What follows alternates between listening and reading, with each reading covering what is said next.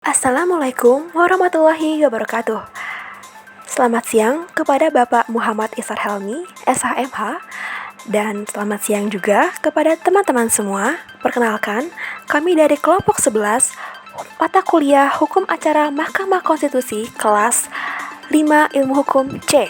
Pada kesempatan kali ini, kami akan membawakan sebuah materi yang berjudul Hukum Acara Sengketa Hasil Pemilu dengan saya sendiri, Agnia Safa Azahra, dengan NIM 086, juga bersama rekan saya, yaitu Raul Iksan dengan NIM 089, dan Muhammad Haikal Rahman Nezar Putra dengan NIM 097.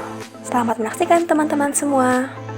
Baik, langsung saja kita mulai dengan materi pertama, yaitu definisi perselisihan hasil pemilu atau disingkat dengan PHPU. Jadi, kita perlu membedakan apa perbedaan dari perselisihan hasil pemilu dengan perselisihan proses pemilu.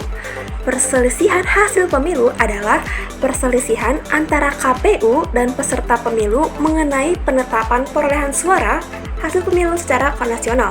Sementara perselisihan proses pemilu merupakan perselisihan yang terjadi antar peserta pemilu dan sengketa peserta pemilu dengan penyelenggara pemilu sebagai akibat dikeluarkannya keputusan KPU provinsi, dan keputusan KPU kabupaten kota.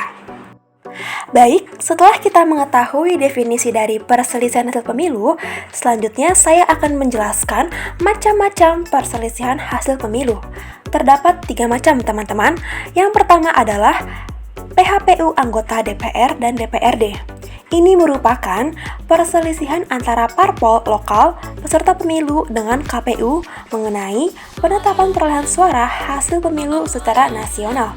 Lalu macam yang kedua adalah PHPU anggota DPD.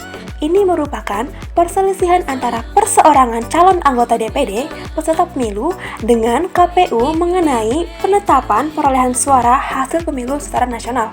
Lalu jenis yang ketiga ini merupakan PHPU presiden dan wakil presiden.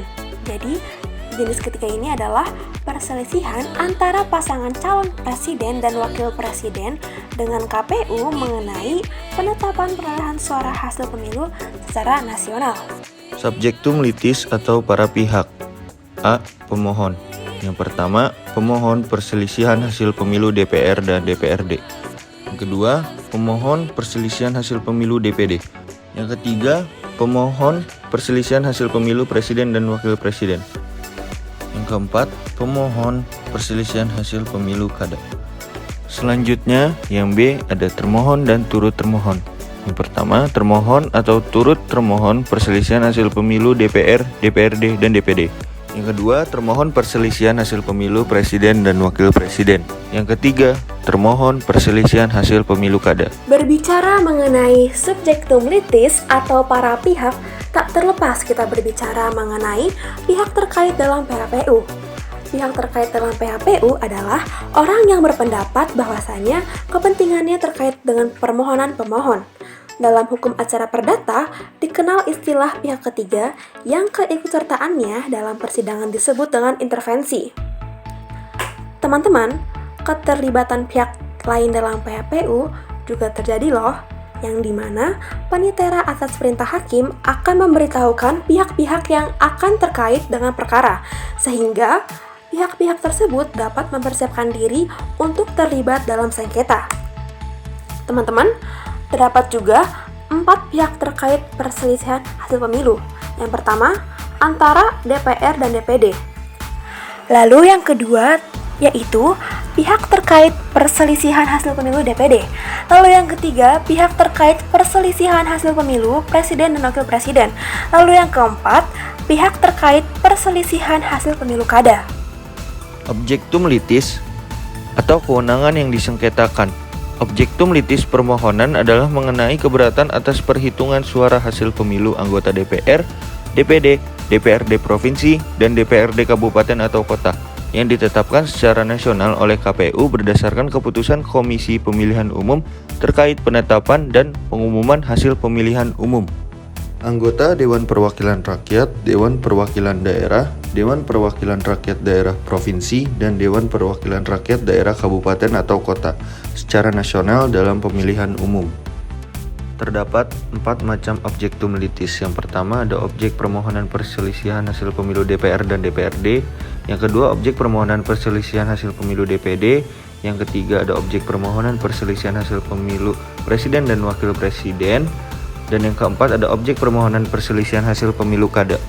Dalam proses persidangan, yang pertama ada sistematika permohonan.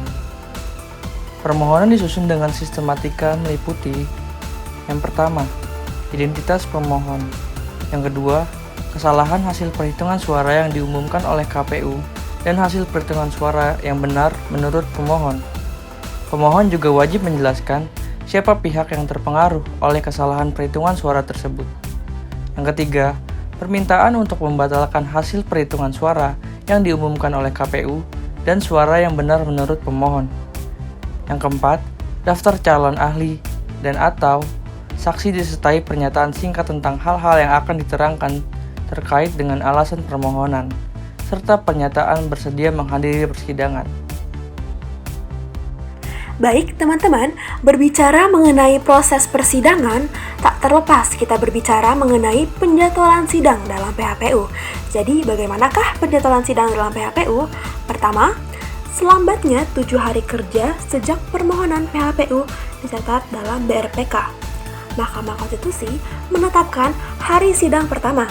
Lalu kedua, pemberitahuan hari sidang pertama diterima pemohon selambatnya 3 hari kerja sebelum hari persidangan. Lalu, pemberitahuan disampaikan oleh juru panggil melalui surat, telepon, atau faksimail. Berikutnya, jenis dan tahap sidang pemeriksaan. Pemeriksaan pendahuluan. Pemeriksaan pendahuluan dilakukan dalam persidangan terbuka untuk umum oleh panel hakim yang sekurangnya terdiri atas 3 orang hakim konstitusi. Panel hakim memeriksa kelengkapan dan kejelasan materi permohonan. Panel hakim wajib memberi nasihat kepada pemohon untuk melengkapi dan atau memperbaiki permohonan apabila terdapat kekurangan. Pemohon diberi kesempatan melengkapi dan atau memperbaiki permohonannya dalam waktu 1 kali 24 jam. Pemeriksaan persidangan. Pemeriksaan persidangan dilakukan dalam persidangan terbuka untuk umum oleh panel hakim atau pleno hakim. Pemeriksaan persidangan dilakukan setelah pemeriksaan pendahuluan selesai atau setelah mahkamah menerima perbaikan permohonan. Tahapan dalam pemeriksaan persidangan terdiri dari pemeriksaan jawaban termohon, keterangan pihak terkait, pembuktian oleh pemohon, termohon, turut termohon, pihak terkait, dan yang terakhir kesimpulan. Setelah pemeriksaan sidang dianggap cukup, Mahkamah Konstitusi mengadakan rapat permusyawaratan hakim atau RPH untuk mengambil putusan. Rapat ini dilaksanakan secara tertutup oleh pleno hakim. Rapat permusyawaratan hakim diselenggarakan setelah pleno hakim melaporkan bahwa pemeriksaan perkara dipandang cukup dan dapat segera diambil putusan. Selanjutnya teman-teman, apa sajakah pembuktian-pembuktian dalam hukum acara sengketa hasil pemilu? Terdapat 6 pembuktian teman-teman. Pertama, surat atau tulisan. Kedua, keterangan saksi. Ketiga, keterangan ahli. Keempat, keterangan pihak. Kelima, petunjuk. Dan keenam, informasi elektronik. Lalu, apa sajakah alat bukti tertulisnya? Pertama, ketetapan KPU tentang parpol serta pemilu. Lalu kedua, berita acara dan salinan pengumuman hasil pemungutan suara parpol peserta pemilu dan calon anggota DPR, DPD, DPRD, DPRA, dan DPRK di TPS. Ketiga, berita acara dan salinan rekapitulasi jumlah suara parpol peserta pemilu dan calon anggota DPR, DPD, DPRD, DPRA, dan DPRK dari PPK. Lalu keempat, berita acara dan salinan rekapitulasi hasil perhitungan suara parpol peserta pemilu dan calon anggota DPR, DPD, DPRD, DPRA, dan DPRK dari KPU Kabupaten Kota. Lalu kelima, berita acara dan salinan penetapan hasil penghitungan suara anggota DPRD Kabupaten Kota dan dokumen tertulis lainnya. Putusan yang telah diambil dalam rapat permusyawaratan hakim diucapkan dalam sidang pleno Mahkamah Konstitusi yang terbuka untuk umum. Putusan Mahkamah Konstitusi mengenai permohonan atas perselisihan hasil pemilu anggota DPR, DPD, dan DPRD diputuskan paling lambat 30 hari kerja sejak permohonan dicatat dalam buku registrasi perkara konstitusi. Salinan putusan Mahkamah Konstitusi disampaikan kepada pemohon, KPU, Presiden, dan pihak terkait. Amar putusan MK dalam perkara perselisihan hasil pemilihan umum dapat menyatakan yang pertama, permohonan tidak dapat diterima apabila pemohon dan atau permohonannya tidak memenuhi syarat sebagaimana ketentuan pasal 74 UU MK. Yang kedua, permohonan dikabulkan apabila pemohon terbukti beralasan dan selanjutnya MK membatalkan hasil perhitungan suara yang diumumkan oleh KPU serta menetapkan hasil perhitungan suara yang benar. Yang ketiga, permohonan ditolak apabila permohonan tidak terbukti beralasan.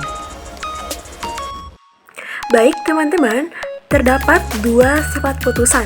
Pertama, putusan Mahkamah Konstitusi tentang perselisihan hasil pemilu bersifat final, yakni langsung memperoleh kekuatan hukum tetap sejak diucapkan dan tidak ada upaya hukum yang dapat ditempuh.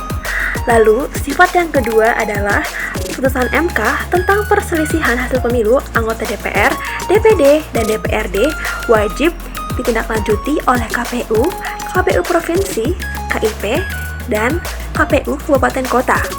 Maka dapat disimpulkan bahwasannya sengketa proses pemilu adalah sengketa yang terjadi antar peserta pemilu dan sengketa peserta pemilu dengan penyelenggara pemilu sebagai akibat dikeluarkannya keputusan KPU Provinsi, dan keputusan KPU Kabupaten Kota. Sedangkan sengketa perselisihan hasil pemilu adalah perselisihan antara KPU dan peserta pemilu mengenai penetapan perolehan suara hasil pemilu secara nasional. Dalam hal terjadi sengketa hasil pemilu, maka lembaga yang berwenang menyelesaikannya adalah Mahkamah Konstitusi atau MK. Tetapi, untuk sengketa proses pemilu, lembaga yang berwenang untuk menerima, memeriksa, dan memutus penyelesaian sengketa proses tersebut adalah Badan Pengawas Pemilu atau Bawaslu dan Pengadilan Tata Usaha Negara yaitu PT UN.